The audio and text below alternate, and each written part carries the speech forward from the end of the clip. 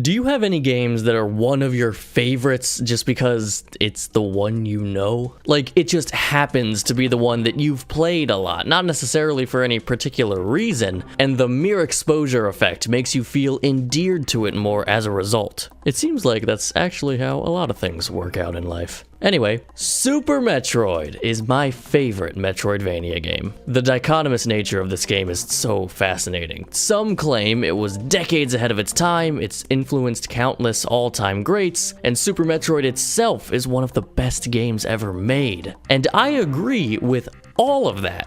And some will claim it's a busted, outdated mess that controls horribly, offering no strong reason for new players to go back to it other than historical value.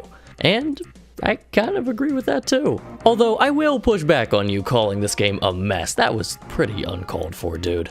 Among some outstanding level design and one of Nintendo's great classic soundtracks, I still marvel at how pleasing this game is to look at visually. Sometimes the visuals feel more like a modern indie game to me than a 3-decade-old 16-bit game. The balance between detail and clarity is seldom matched by the offerings on this console. I never shut up about it in Metroid videos. Tone is such an important element of this series and genre in general, and Super Metroid is kind of the Metroid tone. No game feels more Metroid to me than Super Metroid. But obviously what makes Super a classic goes far beyond that fluffy stuff. The excitement each upgrade brings, the sequence breaks that ensue, and the overt encouragement to explore the game offers all contribute to this wonderment that has made Super endlessly enjoyable to explore both as an individual and as a culture.